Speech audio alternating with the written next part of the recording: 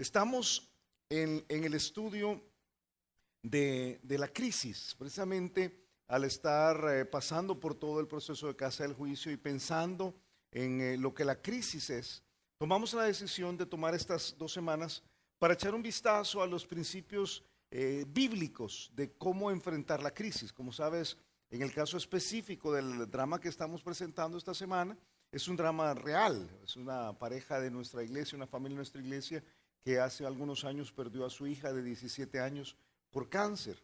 Pero esa es una de muchas realidades, es una de muchas crisis.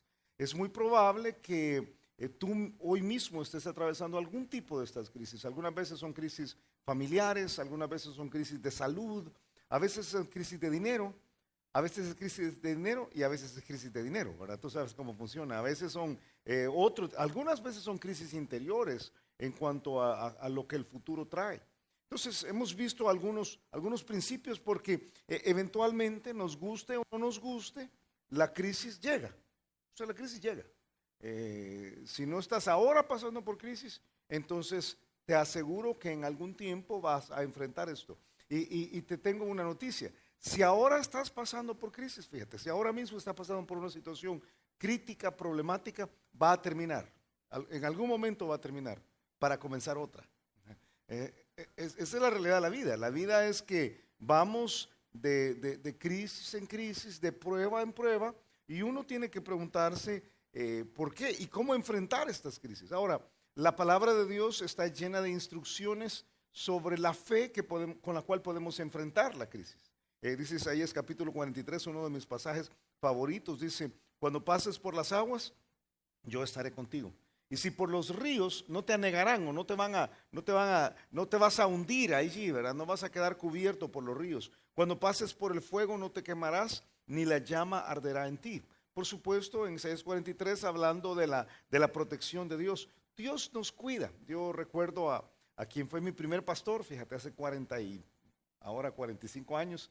Él se llamaba Bruce Bell. Este hermano solía decir algo todo el tiempo. Él decía: Dios nos va a sacar de todas, menos de la última. Y yo estoy de acuerdo. A través de los años he pensado: hey, el día que no nos saque de estas es porque nos va a llevar, pero de ahí nos va a sacar de todas. Él está siempre ahí presente, y por supuesto el ejercicio de la fe es importante. Sin embargo, no quiere decir que va a evitar que entremos a las crisis. Por eso, muy importante lo que vamos a estudiar esta mañana. 1 Pedro capítulo 4, versículo 12. En el contexto de una carta que estudiamos hace unos años, hace 4 o 5 años, y solo te lo doy breve el contexto. Algunos aquí estuvieron en todo el estudio de 1 Pedro, pero para recordártelo a ti o para enseñarte a ti que estás comenzando. La carta habla precisamente de persecución. Es un grupo de creyentes que a causa de sus convicciones, de su fe, están siendo perseguidos por el gobierno de turno, ¿verdad? Están asesinando cristianos. Y Pedro escribe toda la carta para orientarles, para darles una guía, para darles esperanza. Es una carta que habla precisamente de esperar en la gracia de Dios. Y 1 Pedro capítulo 4 llega quizás a uno de esos pensamientos medulares en el corazón de la carta. Dice en el versículo 12: Amados, no os sorprendáis del fuego de prueba que os ha sobrevenido, como si alguna cosa extraña os aconteciese, sino gozaos por cuanto sois participantes de los padecimientos de Cristo, para que también en la gran revelación de su gloria os gocéis con gran alegría. Si sois vituperados por el nombre de Cristo, ofendidos por el nombre de Cristo, diríamos nosotros, sois bienaventurados, porque el glorioso Espíritu de Dios reposa sobre vosotros. Ciertamente, de parte de ellos, Él es blasfemado, pero por vosotros es glorificado. Hasta aquí vamos a estudiar, pero déjame terminar de leer el contexto. Inmediatamente Pedro dice: así que ninguno de vosotros padezca como homicida, o ladrón, o malhechor, o por entremeterse en lo ajeno. Pero si alguno padece como cristiano, no se avergüence, sino glorifique a Dios por ello. Porque es tiempo de que el juicio comience por la casa de Dios.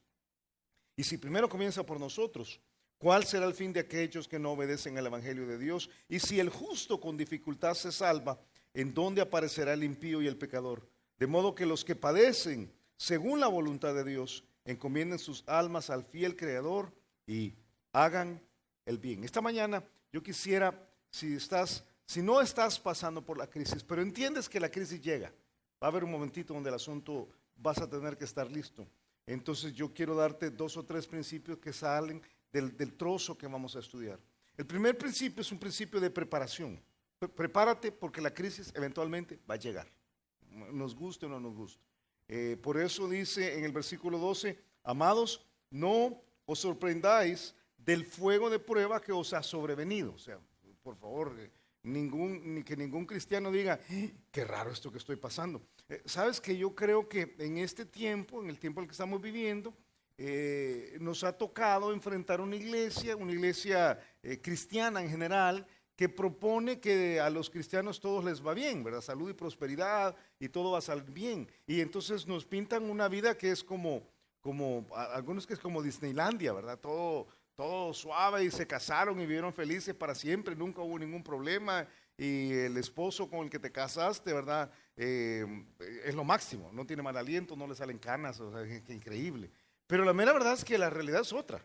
La realidad es que cada uno de nosotros atraviesa pruebas. Yo te hago la pregunta, creo que la pregunta es clásica, ¿verdad? ¿Puede Dios sacarnos de cualquier crisis? ¿Qué crees tú? ¿Puede Dios sacarnos de cualquier crisis? Y la respuesta es sí, Dios puede sacarnos de cualquier crisis. Pero hay una pregunta complementaria a esto. ¿Va a evitar Dios que pases por la crisis? No. Entonces, cuando pases por una situación crítica, de repente, yo no sé, un problema de salud, un problema de familia, o un problema con los hijos, o un problema en el país. Ayer fue el aniversario del terremoto, ¿verdad? De uno de los terremotos. Entonces, un problema así, alguien no tiene que decir, ¿y por qué nos está pasando esto? Eso es lo que dice Pedro. Pedro dice, ustedes tienen que entender que eventualmente van a enfrentar crisis. Y cuando llegue la crisis, cuando el negocio no funcione, o la familia no funcione, o la salud no funcione, entonces por favor que no parezca que es un desastre y que qué tremendo lo que está pasando. De hecho, utiliza un término allí en el versículo 12 que es bastante descriptivo. A la prueba le llaman el fuego de la prueba. El fuego de la prueba. El fuego de la prueba es tremendo. Si tú te pones a pensar en lo que el fuego es, lo que el fuego causa, ¿verdad? Algunos cuando llega la prueba dicen, fuego, fuego, así fuego, qué tremendo. Ok, pero el fuego tiene 2 posibilidades. ¿Tú estás de acuerdo conmigo? Hay 2 razones para las cuales el fuego puede funcionar. Alguien piensa en cocinar. No, aparte de eso, si tú pones una sustancia al fuego, hay 2 posibilidades. Una posibilidad es que el fuego consuma lo que está tocando. Destrucción. El libro de Amós dice que Jehová el Señor me mostró así. He aquí Jehová el Señor llamaba para juzgar con fuego. Y a veces tú vas a la Escritura y vas a encontrar que una parte de las crisis es precisamente para juzgar. Es parte del proceso de juicio que Dios realiza en la vida de algunos. Y consumió un gran abismo y consumió una parte de la tierra. El fuego es así. El fuego es tremendo. Pero el fuego también purifica. Lo dice el libro de Malaquías. Malaquías 3 dice, ¿quién podrá soportar el tiempo de su venida? ¿O quién podrá estar en pie cuando Él se manifieste? Porque Él es, hablando de Dios, Él es, ¿cómo dice? ¿Cómo es Dios? Él es como fuego purificador. O sea, el mismo fuego que te consume es el mismo fuego que te purifica.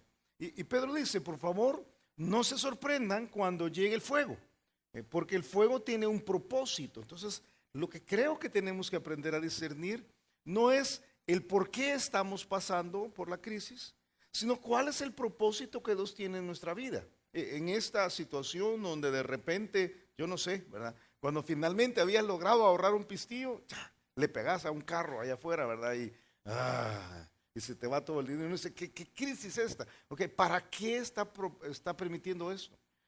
Una noche tú entras y se metieron los ladrones en la casa. No hay nada tan terrible como eso, que llegues y los ladrones se han metido en tu casa, encuentres todo revuelto y uno dice, ¿y por qué me pasó esto? No, la pregunta es, ¿cuál es el propósito que Dios tiene en esta prueba? Yo no sé, ¿verdad? Tanta situación donde puedes pasar por una crisis. De hecho, cuando la Biblia explica la razón de las pruebas o da la idea de las pruebas, lo que da es una lista de razones por las cuales Dios nos prueba. Y déjame dártela. Voy a pasar por aquí rápido porque es posible que lo necesites. ¿Para qué te prueba Dios? Vas a la Escritura y vas a encontrar que en la Escritura hay 7 razones donde la Biblia dice, Dios te prueba para 7 razones. Y te las doy aquí. Número 1, Dios te prueba para que veas si le amas. O sea, cuando Él trae una crisis en tu vida, tienes que ver cuál es tu reacción. Porque te está probando a ti. A propósito, Dios nunca nos prueba para averiguar el algo. Él sabe. O sea, Él sabe. No es que un día va a decir, Julio no me amaba. No, Él sabe. El problema es que a veces Julio cree que lo ama. Pero Julio necesita una prueba para ver si realmente lo ama o no lo ama. Lo dice la Biblia en el libro de Deuteronomio. Deuteronomio 13:13 dice, no darás oídos a las palabras de tal profeta, ni al tal soñador de sueños. Una crisis en cuanto a la fe, porque Jehová vuestro Dios os está probando. Y os está probando para saber si amáis a Jehová vuestro Dios con todo vuestro corazón y con toda vuestra alma. O sea, hay una parte de la prueba que es revelar lo que está en tu corazón para ver si realmente tienes esta relación que algunas veces te has imaginado que tienes con el Señor. La prueba saca quién eres. Una de las razones de la prueba es para ver si realmente al amarle le obedeces. Es tan fácil decir, Señor, yo te obedezco. A veces cantamos aquí, ¿verdad? A mí me da un poquito de gracia porque aquí estamos diciendo, Señor, ¿verdad? Te doy mi vida, tú eres lo máximo, haz conmigo lo que quieras. Pero luego entre lunes y sábado no te metas con mis decisiones porque yo estoy haciendo las cosas como yo quiero. Ok, Dios trae una prueba a tu vida y en esa prueba te sacude para ver cómo vas a reaccionar en cuanto a la instrucción de la palabra. Es el mismo libro de Deuteronomio, en capítulo 8, cuando está explicando a los israelitas cómo tienen que prepararse para entrar a la tierra. Dice en el versículo 2, te acordarás de todo el camino por donde te ha traído Jehová tu Dios estos 40 años en el desierto. Por cierto, es un cuadro de la prueba, los 40 años en el desierto. Y dice, para afligirte, para probarte, para saber lo que había en tu corazón, si habías de guardar o no sus mandamientos. Cada prueba, entonces, es la oportunidad de tomar una decisión. ¿Qué hago? ¿Hago lo que la Biblia dice o hago lo que yo quiero? ¿Hago lo que la Escritura me instruye, donde Dios me ordena, o hago lo que mi carne me dice que debo hacer? Aquí viene una crisis en el matrimonio. ¿Cómo reacciono? ¿Reacciono yendo a la palabra de Dios y obedeciendo la palabra de Dios? ¿O reacciono como yo quisiera? Aquí viene una crisis financiera. ¿Cómo reacciono? Esa es la pregunta. Entonces la prueba saca lo que está en tu corazón y saca realmente si estás comprometido con una obediencia real al Señor. Y se vuelve una prueba, una comprobación, ahora déjame utilizar esa palabra, de nuestra realidad espiritual.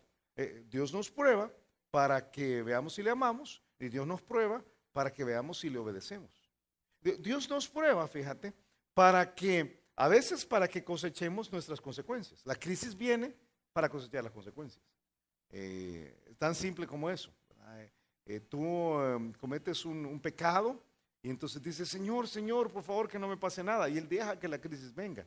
Y la crisis viene precisamente para que aprendas que toda acción trae su reacción. Es el mismo, bueno, en este caso es el libro de Jeremías. Jeremías 17 dice, yo Jehová, que escudriño la mente, está explicando quién conoce el corazón, ¿verdad? Que pruebo el corazón para dar a cada uno, ¿cómo dice? Según su camino. O sea, Dios prueba tu corazón y el propósito es darte a ti según tu camino, según el fruto de tus obras. Dios nos prueba para eso. Y algunas de las crisis en que estamos metidos, a veces como que toda la realidad se sacude y es precisamente porque Dios está en el proceso de decir, mira hijo, cometiste este error, ahora estás pasando por la consecuencia. Aprende, la crisis viene como una reacción. Yo no sé cuántos aquí eran muy buenos estudiantes y eras de dieces. Levanten su mano. Nadie, solo uno, ¿verdad? Yo sabía, Manuel Raúl, ¿verdad? Pero todos los demás, ¿cuántos eran de ochos? De ochos. Ok, ¿verdad? Ajá. ¿Cuántos eran de seises? Ok. ¿Cuántos eran de cuatros? Y alguien dice cuatro. ¿Cuánto es eso, hermano? ¿Verdad? Ok. Yo no sé si alguna vez te pasó que no estudiaste, no estudiaste, y vas a un examen. Y entonces al salir del examen, inmediatamente lo primero que decís es, ¿cómo estaba el examen? El examen estaba difícil, ¿verdad? Y a menudo el estudiante dice, el profesor me aplazó. Esa es la forma como decimos. De hecho, aquí en El Salvador utilizamos otra expresión, ¿verdad? Y entonces me quebró el viejo, así decimos, ¿verdad? Y entonces, ¡qué barbaridad! Y entonces llegaste con tu dos, habían maestros, dos, que todavía te lo decían así, ¿verdad? Llegas con tu dos a tus papás y entonces te dice tu papá, ¿qué pasó? ¿Qué pasó? Y entonces ahí vienen todas las excusas. Las excusas es, no puedo estudiar, yo no sé, todas las excusas típicas, ¿verdad? El perro se comió mi cuaderno, no sé, lo que sea, lo que tú decías. Y al final, si tú tuviste un buen papá, el papá te decía, sacaste este 2 porque no estudiaste. Sacaste mala nota porque estabas viendo televisión. Aplazaste porque no pones atención. Es una reacción directa. Y entonces, si tuviste un buen papá, no te decía, porque sacaste este 2 te voy a llevar de vacaciones. Te decía, te voy a enseñar que hay una reacción, hay una consecuencia directa a estos errores que has cometido. Es lo mismo Dios. Dios a veces pone un 2 en la vida de cada uno. A veces pone un 3. A veces pone un 4. Y alguien podría decir, Señor, ¿por qué me estás poniendo eso? ¿Me estás castigando por lo que dice? No, no, hijo, lo que quiero que entiendas es que hay una consecuencia directa en la forma en cómo has vivido tu vida desde este momento o hasta este momento y lo que está sucediendo. Hay una crisis y la crisis es para que tú coseches el fruto de tu camino. Dios nos prueba para eso. Y cuando estás pasando por una prueba, una de las cosas que tienes que ver es, amo al Señor, soy obediente a lo que Él dice y no me está pasando esto porque yo me he metido en un lío y Dios no me sacó del lío porque no sería un buen papá si lo hiciera. Dios nos prueba, fíjate, para cosechar nuestras consecuencias. Dios nos prueba, entonces, para que temamos y no pequemos. Cuando nos lleva por ese momento de la prueba, uno dice, ok, es para que no pequemos. Es para perfeccionarnos. Es el libro de Éxodo, capítulo 20, cuando está dando la ley. Dios, que el pueblo dice, Moisés respondió al pueblo, no temáis, dice. Porque el pueblo dice, no queremos ir delante de Dios. Y Moisés respondió al pueblo y dice, no temáis, porque para probaros vino Dios. Y para que su temor esté delante de vosotros, ¿para qué dice? Para que no pequéis. O sea, una parte de la prueba es entender las consecuencias de una vida que hemos vivido inapropiadamente para que nuestro corazón tema y digamos, ya no vuelvo a ir por ahí. La próxima vez sí voy a estudiar porque veo la crisis. Y la crisis es terrible. Dios nos prueba para que veas si le amas, para que veas tu obediencia, para cosechar tus consecuencias, para que temas y no peques. Y fíjate, mira, uno de mis versículos favoritos en la Biblia. Dios nos prueba para hacernos bien. Para hacernos bien. Cada vez que estás pasando por una crisis, recuerda este pensamiento. Dios te ama y quiere lo mejor para ti. Y por eso ha traído la prueba. Por eso ha traído la prueba. Dice Deuteronomio 8:16, cuando está describiendo precisamente a esta generación que pasó por el desierto, dice que Dios te sustentó con maná en el desierto, comida que tus padres no habían conocido. Y mira la frase, afligiéndote y probándote. ¿Para qué dice? A la postre. A la postre es al final. Al final. Para la postre, hacerte bien. La crisis que sea, la situación complicada que sea, el problema familiar que sea, la bancarrota que sea, el desastre interior que sea, Dios tiene el objetivo último de hacerte bien, porque Él te ama.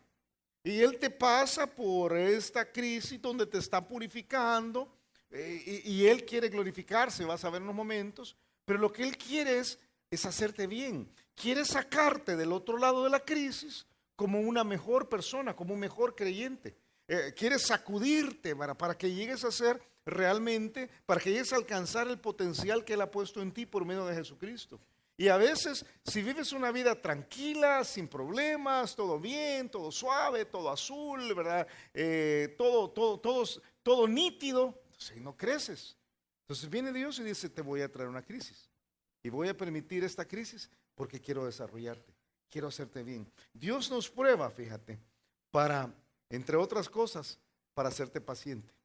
Esa es una parte de la forma como nos hace bien. ¿Eres paciente? Eres paciente. Aquí la pregunta. Mira a la persona que tienes a la par y pregúntale. Y usted es paciente. Pregúntale.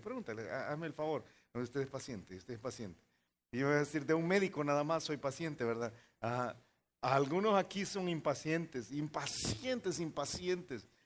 Ok. Viene Dios y dice, eres impaciente. Yo quiero hacerte bien. ¿Sabes qué necesitas? Necesitas una pequeña crisis. No, Señor, eso no es suficiente porque yo soy muy impaciente. Ok, ¿sabes qué necesitas entonces? Necesitas una gran crisis. Una gran crisis. Lo dice el libro de Santiago, capítulo 1, versículos 2 y 3. Hermanos míos, tened por sumo gozo cuando os halléis en diversas pruebas, sabiendo que la prueba de vuestra fe, ¿qué produce? Paciencia. Algunos dicen al Señor, ¿verdad? Señor, dame paciencia, pero dámela ya. No. Mándame un rocío milagroso que caiga sobre mí en la noche para que yo me levante paciente. No. Bueno, quizás Dios hace que haya una gotera, ¿verdad? No sé. Pero no. Necesitas una crisis. Dios nos prueba. ¿Y sabes por qué quiere todo esto el Señor? Porque al final quiere ser glorificado.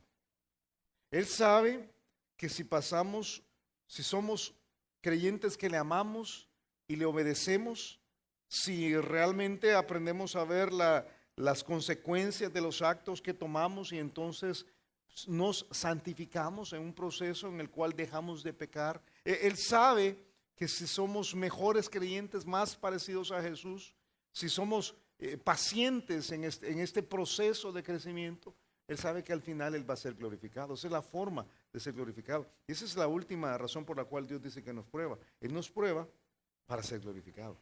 Dice la Escritura en Juan capítulo 11, y podríamos ir a varios trozos. ¿Tú recuerdas cuando el ciego de nacimiento está ahí tirado y alguien le pregunta a Dios, a Jesucristo, ¿y pecó o pecaron sus padres? ¿Te acuerdas de la respuesta de Jesús? No, ni ni sus papás. Dios quiere hacer algo en él. Por eso él ha vivido ciego. Está el buen amigo de Jesús, Lázaro, está enfermo. Y le llegan a decir a Jesús, mira, tu buen amigo está enfermo, se va a morir. Y tú recuerdas lo que él dice. Oyendo Jesús dijo, esta enfermedad no es para muerte, sino para la gloria de Dios. Para que el Hijo de Dios sea glorificado en ella. A veces la prueba es para que Dios manifieste su poder y podamos ver su poder. Entonces, cuando escuches la expresión fuego, dice Pedro, no se sorprendan. No se sorprendan. Te lo leo otra vez, 1 Pedro capítulo 4, versículo 12.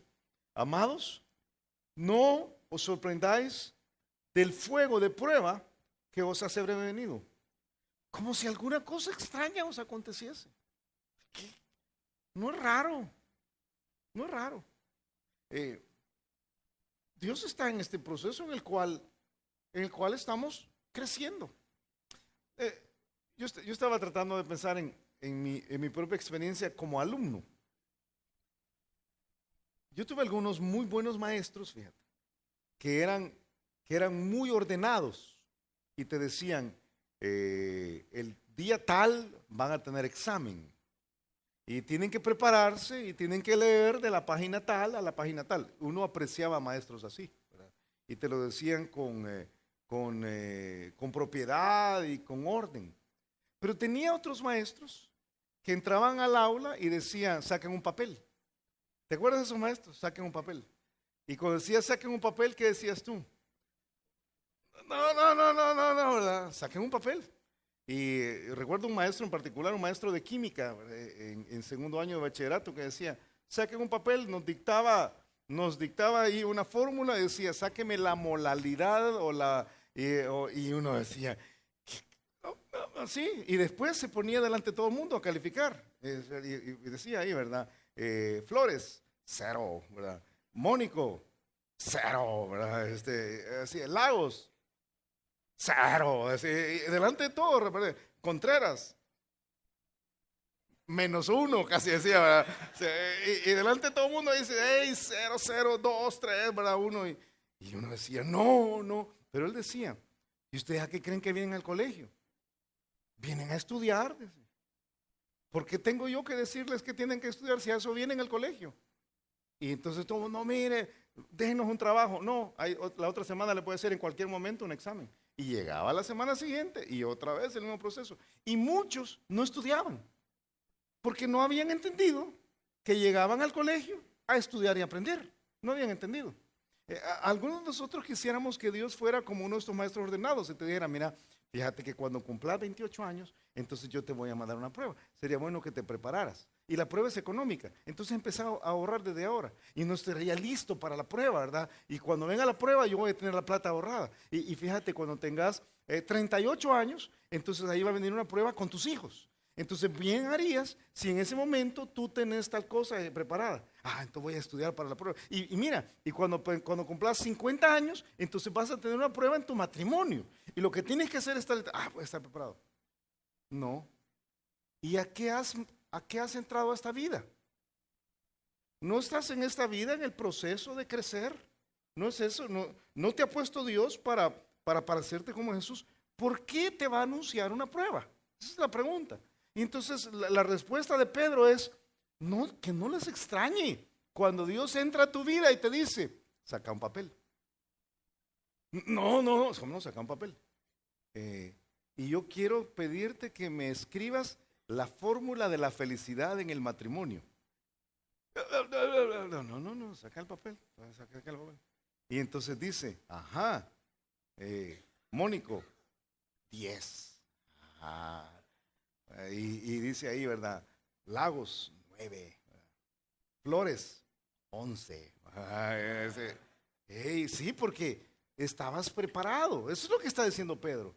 No le sorprenda cuando el fuego de prueba. Es más, dice, cuando el fuego de prueba aparece, porque estás en el proceso de desarrollarte, más bien, alégrate. Eso es lo que dice el versículo siguiente. El versículo 13 dice que no le sorprenda, dice. Y fíjate el argumento de Pedro, sino gozaos. Y yo no sé si te pasaba a ti. Un examen sorpresa, ¡qué alegría! Nadie dice eso.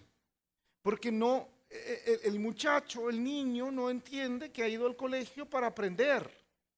Pero cuando uno entiende el propósito de todo el paquete de la realidad, dice, no tienes por qué ponerte a llorar por esta situación que ha pasado.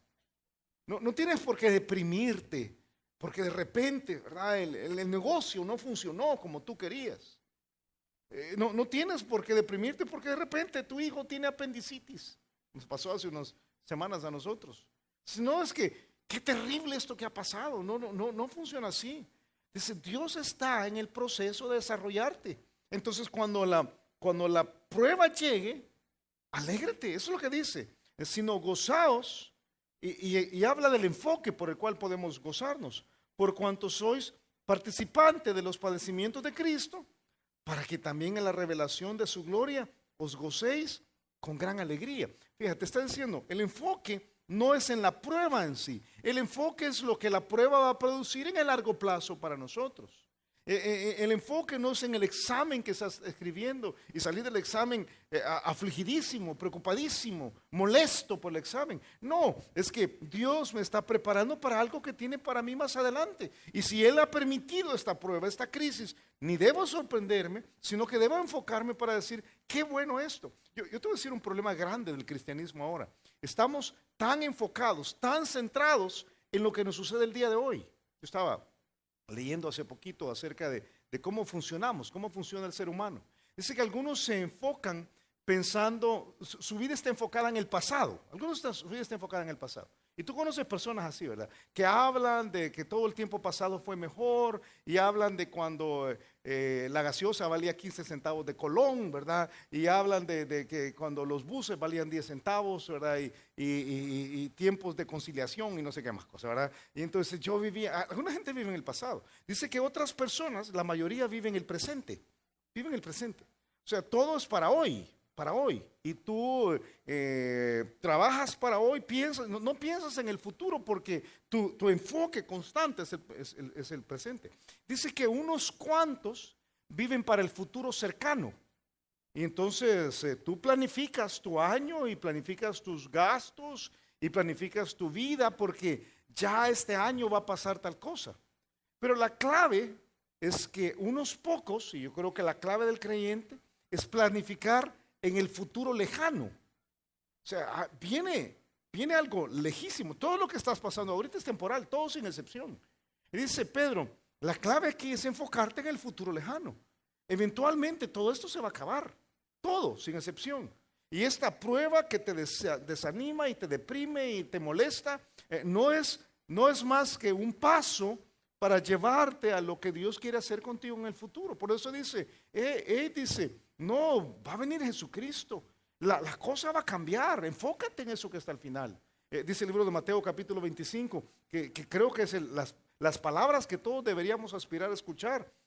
Su Señor le dijo, ¿te acuerdas en la parábola? Su Señor le dijo, bien, buen siervo y fiel, sobre poco has sido fiel, sobre mucho te pondré.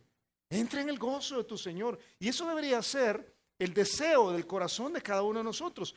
Pasaste por una crisis en la vida, pero fuiste fiel. Pasaste por una situación en el matrimonio donde todo el mundo te decía, divorciate, pero tú escuchaste lo que yo decía en la palabra y entonces decidiste obedecerme. Y Dios algún día te va a decir, bien hecho, esa es la forma de hacerlo. Sobre poco has sido fiel, sobre mucho te pondré. Pasaste por una situación financiera donde no sabías qué hacer y todo el mundo te decía, andate para otro país, andate de mojado, violar las leyes. Y tú dijiste, no, yo tomo la decisión de hacer lo que Dios me está diciendo que haga. Y entonces algún día Dios te va a decir, bien hecho, buen siervo y fiel. Sobre poco has sido fiel, sobre mucho te pondré. Pedro dice, no se sorprendan, enfóquense. Y cuando uno se enfoca en el largo plazo, la reacción puede ser totalmente diferente. Yo pienso, ¿verdad? Que la reacción ahora determina tu futuro. Determina tu futuro. Yo creo que en el cielo, fíjate, nos va a sorprender. Nos va a sorprender. De repente vas a encontrar a alguien y va a decir, hey, y este es el hermano que estaba ahí en la iglesia. ¿Sí? ¿Y por qué tiene más coronas que yo? Ah, porque él era muy fiel en lo poco que dio. ¿Y a mí por qué no? Porque vos llegabas a la iglesia, pero eras bien infiel en todo lo que hacías. Ah, y yo unas coronas no puedo tener, ni de dientes te va a hacer el Señor, ¿verdad? Porque no vivías en fidelidad. Yo creo que sinceramente, yo creo que nos vamos a sorprender. Y uno va a decir, ve, y esta hermanita, yo me acuerdo que esa hermanita vivía bien complicada la vida. Pero tiene una mejor posición en el reino de los cielos que Steve y Julio. Pero Steve y Julio veía que predicaban en la calle un montón de gente y todo. Sí, pero esta hermanita era más fiel. La clave de la eternidad es la fidelidad ahora aquí. Y dice el pasaje, hey, no te sorprendas por el fuego. Es una oportunidad para gozarte porque de aquí podría depender tu futuro. Completamente. Yo creo que es una cuestión por eso de gozarse. Y fíjate, el gozo, como has escuchado en más de una ocasión, es una elección personal. Es la elección personal de decidir estar en el lado de Jesús. El gozo es una elección. La próxima vez que pases por una crisis y tu naturaleza humana te diga, deprimite. Este es el momento para deprimirte. Enojate, molestate. Recordá esto. El gozo es una elección. Es una decisión. Yo no sé cuántas veces la Escritura lo da como un comando. Filipenses 4:4, lo conoces. Regocijaos en el Señor siempre. Otra vez os digo, regocijaos. Y cada vez que hay un comando en la Biblia es porque tú tienes la libertad moral de decidir obedecer ese comando. O sea, por eso la Biblia no te pide cosas imposibles. Nunca vas a encontrar en la Escritura un pasaje que te diga, vuela desde la azotea. No puedes, eso no podrías. Trágate el mar. No podrías, por dragón que seas, de verdad, eso no podrías. Nada de eso. Baja la luna. Eso no se puede. Regocíjate. Ah, no, Julio, eso no se puede. ¿Cómo no? Sí se puede. Es una decisión individual. Y constantemente dice, regocijaos en el Señor siempre. Ahora, ¿tengo que hacer algo? Sí, a menudo es un asunto del enfoque de mi mente. Dice Salmo 104, dulce será mi meditación en Él. Yo me regocijaré en Jehová. Yo lo digo, de vez en cuando lo digo. Salmo es Isaías 26, este pasaje que es queridísimo para algunos. Tú guardarás en completa paz. ¿Te acuerdas lo que dice? Tú guardarás en completa paz a aquel cuyo pensamiento, ¿en qué dice? En ti persevera porque en ti ha confiado. O sea, en otras palabras, tú ves a Dios y entonces te mantienes. Todo el mundo puede ser, todo el universo puede estarse cayendo a tu alrededor, pero tú estás enfocado en Dios. Tu mente está enfocada en Dios. Y dice Isaías, entonces hay una paz tremenda. Pero cuando tú estás enfocado en el problema, que eso es lo que nos pasa mucho, ¿verdad? Estás en la crisis, estás pensando y te levantas en la madrugada y no hacen las cuentas, y entonces no te dan las cuentas y otra vez a las 6 de la mañana y estás desnutrido y estás preocupado, se te está cayendo el pelo porque estás pensando en el problema, en el problema, en el problema. Y dice Pedro, mira, ni te sorprendas del problema, porque Dios tiene un propósito para ti. Ni te enfoques en lo que el problema va a causar en este momento. Enfócate en tu reacción, porque tu reacción determina el largo plazo. Y regocíjate, regocíjate. El pasaje aquí le dice a los de Primera de Pedro, y a mí me impacta, porque dice que somos participantes de los padecimientos de Cristo. Acompañar a Jesús, ¿verdad? Qué privilegio. Si te pones a pensar, y lo que estás pasando no es algo que solo tú estés pasando. El Señor ya pasó por ahí. Dice, Dios te está dando la oportunidad de experimentar lo que Jesucristo experimentó. Dice Pedro, ustedes tendrían que gozarse por esto. Quizás en la frase más profunda que dijo Pablo en cualquiera de sus cartas, en Filipenses capítulo 3, él dijo que él había dejado todo. Estaba pasando por esta crisis a fin de conocerle y el poder de sus resurrecciones.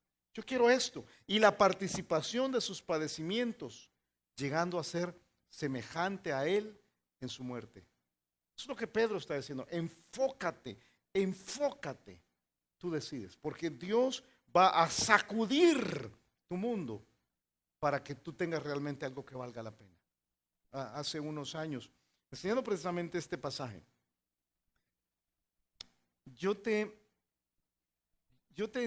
mostré, y algunos van a recordar esta ilustración, es una de mis ilustraciones favoritas en la vida. Tú probablemente recuerdas cómo nace una jirafa. ¿Te acuerdas cómo nace una jirafa? Yo lo enseñé hace unos años. ¿Sabes cómo nace? Una jirafa nace de la forma más interesante. Dicen que, y aquí está una jirafa recién nacida, una jirafita recién nacida. Dicen que cuando la jirafa, mamá, va a dar a luz, y quienes han visto el nacimiento de jirafas dicen que es una de las cosas interesantes, porque a diferencia de la mayor parte de animales, cuando la jirafa va a dar a luz, no se echa, no se acurruca, sino que la jirafa da a luz parada. Y el canal de parto de la jirafa está más o menos a 3 metros de altura, para que tengas una idea, a 3 metros de altura. Y entonces cuando va a dar a luz, a menudo lo que pasa es que la cabecita de la jirafa y las patitas centrales salen y todo el mundo dice, pero se tiene que acurrucar porque dejar caer a un recién nacido desde 3 metros es cosa seria. Pero dice que la jirafa nunca se acurruca, sino que puja, ¿verdad? Literalmente, y la jirafita va saliendo y ¡puf! cae en el suelo. Pero eso es la cosa más tremenda. Una vez que la jirafita ha nacido, la jirafa mamá lo que hace es, se pone exactamente sobre la jirafita recién nacida, ¿verdad? Para terminar de limpiar la placenta. Y dice que luego se mueve, y viendo a la jirafita, lo que hace es, se acerca a la jirafita y le da una patada. Pero una patada tremenda, ahí está y uno dice, ¿qué pasa, verdad? Y le dice que la jirafita se revuelca. Algunos están pensando, mi mamá era una jirafa. Pero le da la patada, ¿verdad? Y entonces dice que la jirafita rueda y es una forma de hacer que la jirafita que ya tiene los músculos endebles, pero ya puede pararse, pero no se para por sí sola. Dice que la jirafita, si es necesario, la mamá le pega 2 o 3 patadas hasta que la jirafita se para, finalmente se para. Dice que una vez que está parada, se le acerca a la jirafa mamá otra vez y le pega otra patada. Y entonces algunos han dicho, ¿para qué le pega la última patada? Para que nunca se olvide de cómo se para uno. Así que esa es la razón por la cual lo hace. Y yo dije, mira esa mamá jirafa, ¿verdad? Qué bárbara. Conozco a algunos pastores jirafas también. Yo dije, qué bárbaro. Pero Dios es así. No es que te trata a patadas, pero Dios va a hacer lo que sea necesario para que te pongas de pie. Lo que sea necesario. En nuestra forma de pensar, ¿verdad? Yo me imagino si fuéramos nosotros, le diríamos a la jirafita, párate, ¿verdad? Qué bonita, ¿verdad? Las manchitas. Pero en eso viene un león y se la come. O sea, lo que la mamá jirafa necesita es que la jirafita tenga la capacidad de pararse y salir corriendo tan pronto sea posible. Pero es lo mismo con Dios. No te sorprendas cuando Dios te mete por una prueba. No te sorprendas. Dios está haciendo algo en ti. Regocíjate. Si de repente recibes una patada del Señor, regocíjate. Y lo digo con mucho respeto para el Señor. Y porque lo que dice aquí Pedro es, estar en esa posición vale la pena. Ahora, una última cosa, versículo 14. Dice, cuando llegue la crisis, ¿por qué va a llegar la crisis? Va a llegar la crisis. Va a llegar. Yo quisiera decirte, no te preocupes, todo va a salir bien. No van a haber problemas. Este va a ser un año en el cual no va a haber ninguna crisis. No más bien dicho, te digo lo que dice la Biblia. Cuando llegue la crisis, no te sorprendas. No te sorprendas. Cuando llegue la crisis, recíbela como la posibilidad de crecimiento que Dios está dando. Y aprovéchalo. De hecho, dice versículo 14, si sois vituperados por el nombre de Cristo, sois, ¿qué dice? Bienaventurados. Porque el glorioso Espíritu de Dios reposa sobre vosotros. Ciertamente, de parte de ellos, y aquí en el contexto histórico está hablando del gobierno que estaba persiguiendo a los cristianos en ese momento. Ciertamente, de parte de ellos, Él es blasfemado, pero por vosotros es glorificado. Yo quiero animarte que tu crisis le lleve la gloria al Señor, de alguna forma. Y la próxima vez que pases por una crisis, en vez de sentarte y lloriquear y molestarte y deprimirte y tener una fiesta de miseria, ¿verdad? Algunos tienen una fiesta de miseria en la crisis. Oh cielos, qué horror esto que me está pasando a mí, ¿verdad? Y lloran, ¿verdad? Terrible. Mejor pregúntate, ¿cómo aprovecho todo esto para llevarle gloria a mi Señor? ¿Qué en esta crisis podría hacer que Jesucristo brille de una mejor manera? ¿Cómo?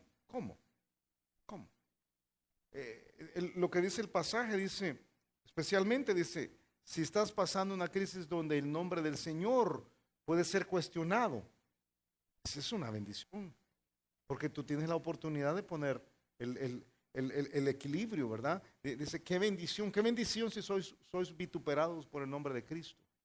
Y creo que a veces es persecución religiosa, creo que a veces no es necesariamente persecución religiosa. Creo que a veces sencillamente el cuestionamiento de si tu Dios va a funcionar en medio de esta crisis. O sea, eres creyente y estás en una crisis matrimonial.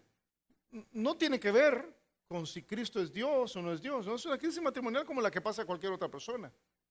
Pero las personas que te conocen van a ver si reaccionas conforme a lo que Cristo dice o lo que Cristo no dice.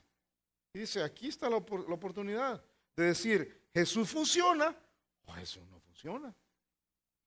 Qué bendición, dice. Qué bendición. Dice Lucas capítulo 6, bienaventurados seréis cuando los hombres os aborrezcan y cuando os aparten de sí, os vituperen y desechen vuestro nombre como malo por causa del Hijo del Hombre. Qué bendición. Qué bendición, dice. Porque en ese momento el glorioso Espíritu de Dios reposa sobre vosotros. Tienes la oportunidad verdaderamente de hacer que Cristo brille. Si eres creyente, yo quiero pedirte que abras los ojos a la oportunidad de darle gloria a Dios en cada situación, la situación que sea. Yo conozco varios creyentes a quienes Dios ha usado de una forma tremenda, porque en su crisis, en vez de enfocarse en el desastre que les estaban pasando, entendieron que Dios tenía un propósito, que Dios quería hacerles bien, que Dios quería ser glorificado, que estaba desarrollando paciencia, que estaba mostrándoles el corazón que ellos tenían hacia Él, estaba revelando su corazón, su obediencia, y que pudieron decir, hey, esta crisis va a ser para el Señor. Y funciona. Que no bendición, dice, que la otra gente no lo vea. Porque el pasaje dice, pero ciertamente de parte de ellos, Él es blasfemado. Qué tremendo. Pero es una decisión que toma el resto de la gente. Marcos capítulo 3 dice, por cualquiera que blasfeme contra el Espíritu Santo no tiene jamás perdón, sino que es reo de juicio eterno. Eso es lo que la decisión que toma. Pero nosotros tenemos la oportunidad de la bendición, porque dice, pero qué bendición, porque por nosotros es glorificado. Si sois vituperados, te lo leo, por el nombre de Cristo, sois bienaventurados, porque el glorioso Espíritu de Dios reposa sobre vosotros. Ciertamente de parte de ellos, Él es blasfemado, pero por vosotros es glorificado. Dime, mi hermano,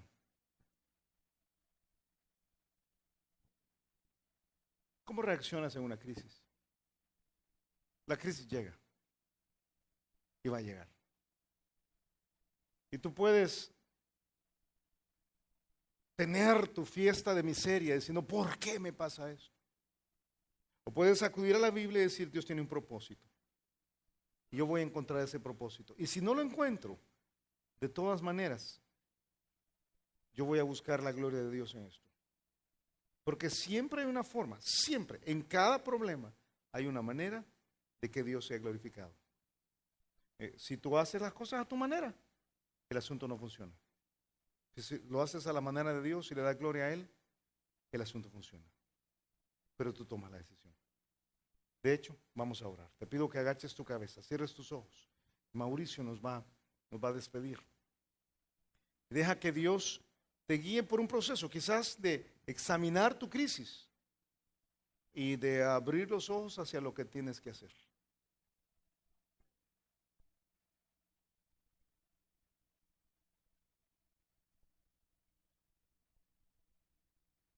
Gracias, Señor, por tu palabra. Y gracias, Señor, por las crisis, porque vemos que son para nuestro bien, que son para aumentar nuestra fe. Y gracias, Señor, por todas esas cosas por las que tú permites que nosotros pasemos, para que podamos entender que necesitamos estar cerca de ti, necesitamos aprender de ti, conocerte más y más, ser obedientes a todo lo que tú, Señor, nos pones en tu palabra. Gracias por esta oportunidad que tú nos has dado esta mañana de estar aquí también para alabarte, para exaltar tu nombre, para conocer un poco más de ti y también, Señor, para entender para qué es que estamos pasando por una crisis y también entender que no es tu culpa si estamos pasando por una crisis, sino que parte es culpa nuestra, pero también tú lo permites para que tú seas glorificado en todo. Y esta mañana queremos llegar delante de ti para decirte que te amamos y te damos la gracia por todo lo que tú has hecho. Si tú nunca has pasado por una crisis, qué bueno que nunca has pasado por una crisis. Pero si estás pasando por una, sabe que Dios quiere darte lo bueno. Dios quiere que a la postre te vaya bien. Pero también, si tú nunca has pasado por una crisis, o quizás estás pasando una, y Dios no está contigo, déjame decirte que hoy puede cambiar eso. Porque Dios quiere estar contigo. Ha permitido esto precisamente para que tú entiendas tu necesidad. Que tú entiendas que Jesús no es una religión. Que Jesús no es un rito. No es algo que tú vas a hacer y entonces vas a obtener la bendición. Jesús es Dios, el creador de los cielos y la tierra, el creador de cada uno de nosotros, y Él quiere tener comunión contigo esta mañana. Pero para eso tú tienes que estar dispuesto a abrirle tu corazón y entregarte a Él.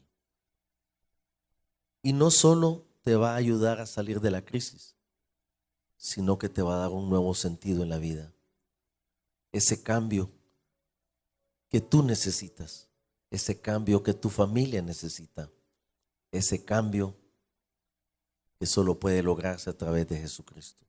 Si después de lo que has escuchado durante la última hora estás dispuesto a entregarle tu corazón a Jesucristo, estás listo para abandonar lo que has sido hasta este momento y le dices al Señor, aquí está mi vida, yo quiero la vida plena, yo quiero la vida completa que tú tienes para mí y quiero la salvación al morir. Entonces, entrégale tu corazón a Él y hazlo por medio de una oración. Así que, ¿por qué no oramos? Bueno, y tú puedes repetir esta oración conmigo. Vamos a orar y repite estas palabras al Señor si quieres recibir a Jesucristo. Oremos. Padre, gracias por tu amor y gracias por tu salvación. En este momento me doy cuenta que soy pecador y que no puedo salvarme a mí mismo. Me arrepiento de todos mis pecados y te abro la puerta de mi corazón. Entra, Jesús, sálvame, cámbiame, pues yo me entrego a ti. Gracias por oír mi oración y gracias por salvarme. En el nombre de Jesucristo te lo pido. Amén. Si te gustó el mensaje, queremos aprovechar para invitarte a nuestra iglesia. Aquí puedes aprender más acerca de Dios, más acerca de los planes que tiene para ti también. Así que ven a la iglesia donde puedes aprender más acerca de la Biblia. Será para nosotros un placer recibirte en el campus Miralvalle, en Crown Plaza, en Lourdes o en Apopa. Y si vienes porque has visto una de estos videos, y yo te pido que te presentes con nosotros, que nos busques a cualquiera de los dos al final de los cultos y con mucho gusto te vamos a recibir. Que Dios te bendiga.